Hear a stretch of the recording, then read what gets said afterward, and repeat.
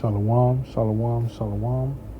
I want to start off by giving all praises to Yahweh, Bahasham, Yahushai, Bahasham, Rakar giving double honors to the Apostle Elders of Great Millstone, peace and blessings to us pushing their true sincerity and Quantum Yasharala. All right, so brother in the Pash Kodash, connect you again to the lesson. All right, and this is going into the elect. The goal is the elect. All right, the reason why we hit the highway and hedges, the reason why we hit the chief place of concourse is to fish out the elect.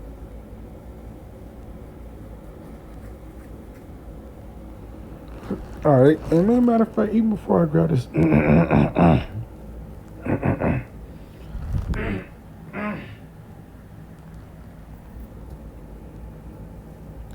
even before I grab this Isaiah, as a matter of fact, I wanted this.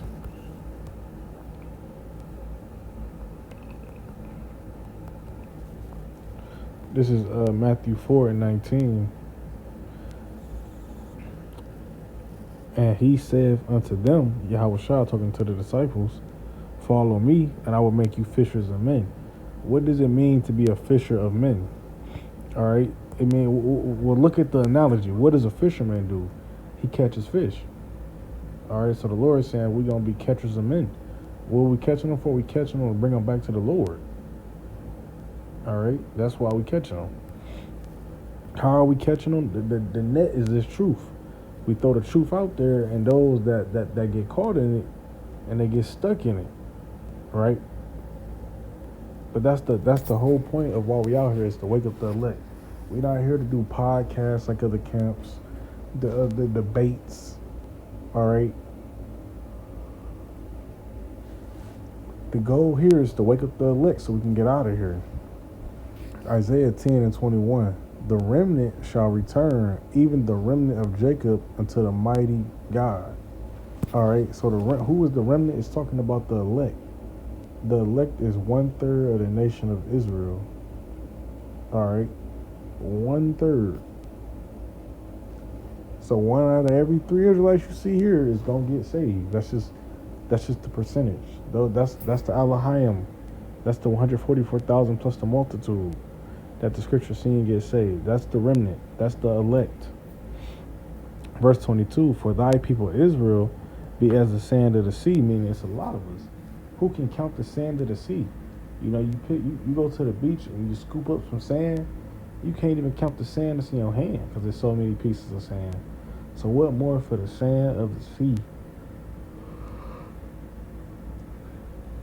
Right? It says, yet a remnant of them shall return. And that remnant is the elect. All right. All the Israelites not going to make it on this side. All the Israelites are going to be in the kingdom through what? Through childbearing. Either through being beamed up or through childbearing. But the ones that's going to be literally born again is the ones that's going to die on this side that's not meant to be saved. As to where the elect, who are already immortals and don't even know it, they're going to be saved from the ICBMs. All right. And that's who's going to return, because they're returning to the Lord. It says the consumption decree shall overflow with righteousness. Actually, that's all I want. I wanted that right there. Isaiah 9:4. Oh, matter of fact, before we can push forward, that Isaiah 10:20.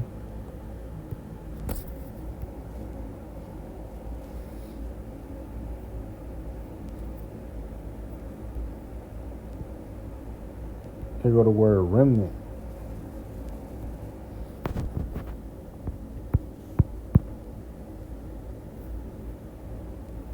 Man, my phone acting crazy. All right, here go the word remnant. It says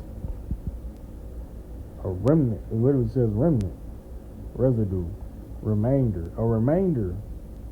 The remnant is the remainder. Who's gonna remain in the end? The elect. All right.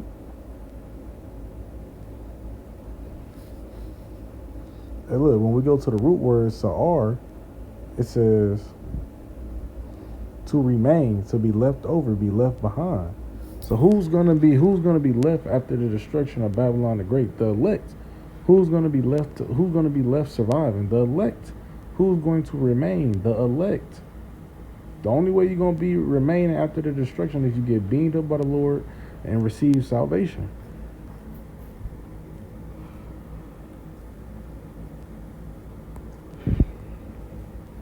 This is Ezekiel 9:4.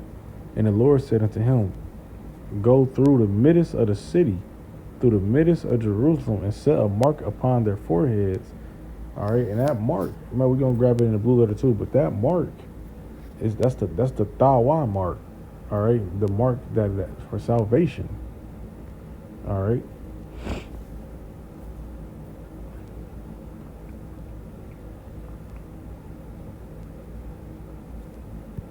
Yep, my Ezekiel 9:4. Here we go right here. It say Tav, but we know in the Paleo Hebrew it's Tawa.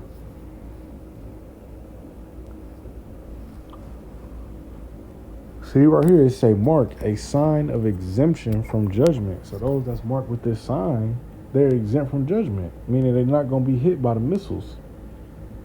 All right. But how are we marking them? We using this word. That's who we know, who believe and who don't believe. You know, that's a great step, I could say. Because, hey, if you believe right now, you in good hands. You just got to keep believing until the end. And if you don't believe now, you got to pray you wake up. Maybe the Lord have mercy on you to wake up. Really. All right, but I'm going to read it back. Ezekiel 9:4.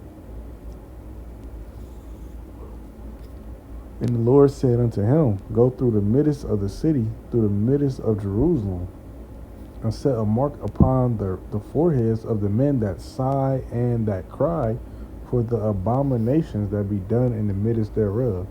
Hey, who's sighing and crying? The elect, because they want to do what? They want to be delivered from Babylon the Great.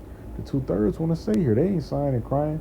They partying and bullshitting. They living their best life. All these sayings of the world, they living their best life. They don't want to be saved. But the elect, they know that the kingdom of heaven is right there. They know what righteousness looks like. They know what the world's supposed to. We ain't supposed to be paying taxes on houses we own. We ain't supposed to be paying rent for 60 years all your life. We ain't supposed to have one wife. We ain't supposed to be in poverty.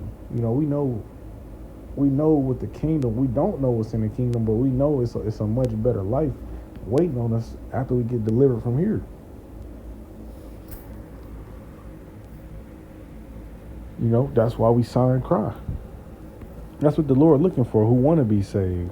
Not, not somebody who the Lord not going to save you, you don't want to be saved. All right? Because the elect going to have that spirit where they going to be wanted. They just going to want it. Revelation 7, verse 4. And I heard the number of them which were sealed, and there were sealed 144,000, and all the tribes of the children of Israel.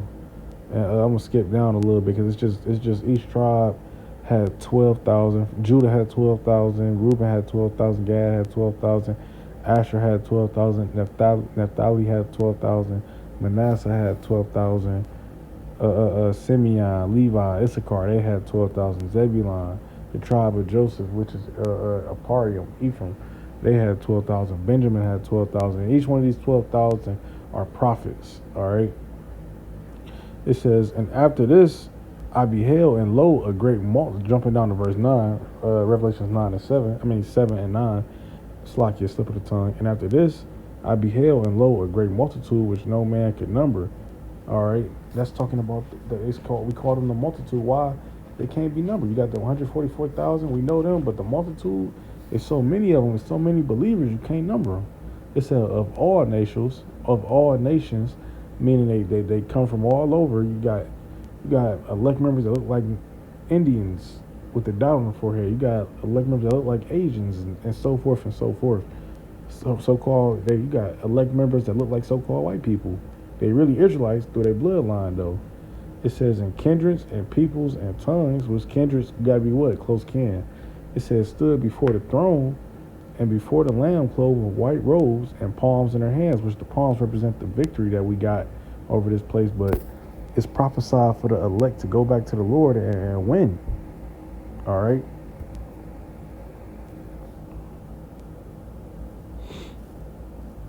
But that was just a quick hit. I hope it was edifying.